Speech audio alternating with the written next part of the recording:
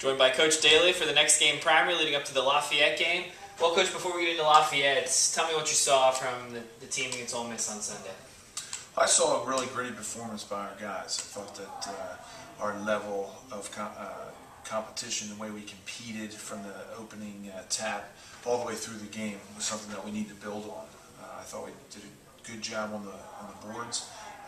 Just needed to take care of the game, the little things at the end of the game. Specifically on the boards, a team that has probably superior size, a little more athleticism. How did the guys out-rebound Ole Miss? Well, rebounding is really not about talent or size. It's really about heart and effort, and I thought our guys, boxed out well. We pursued the ball well, and we gang rebounded. We had 5 guys on the defensive glass, so that was the key for us. Looking at Lafayette, a team that's lost 3 straight, but a very close game against a good Long Island team last night. What did you see? Yeah, well, they're a very well-coached team. They look to shoot a lot of threes, get the ball going and dribble handoffs, and if they get any space at all, they're going to let it fly, and they have very good shooters from the outside. They play hard from beginning to end. It's going to be a very tough game. Jim Mower averages about 18 points a game. What type of player is he?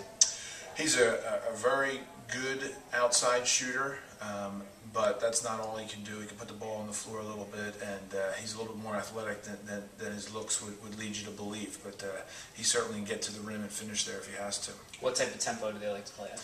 They like to play up-tempo. They're averaging well into the 70s from the games that I've seen.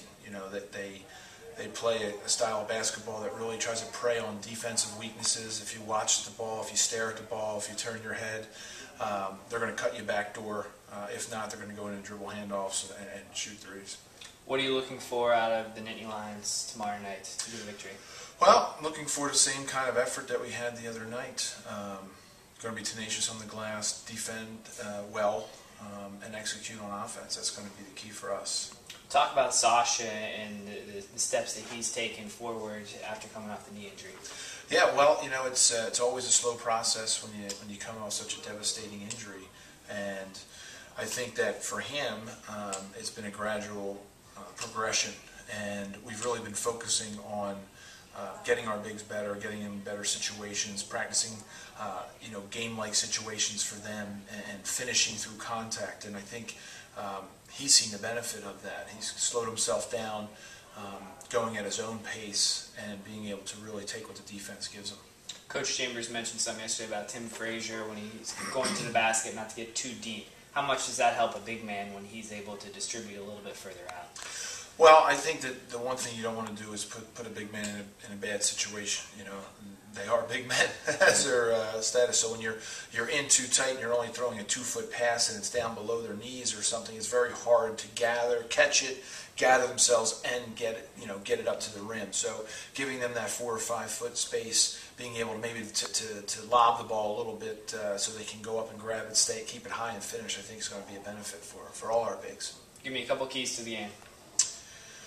Well, defense is always going to be a key. We need to make sure that their 3-point shooters don't get off. Maurer had 10 threes last week in a game.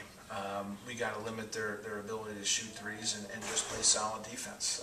On our end, we need to execute on offense, push the ball in transition, and make sure that we play Penn State basketball from the beginning to the end.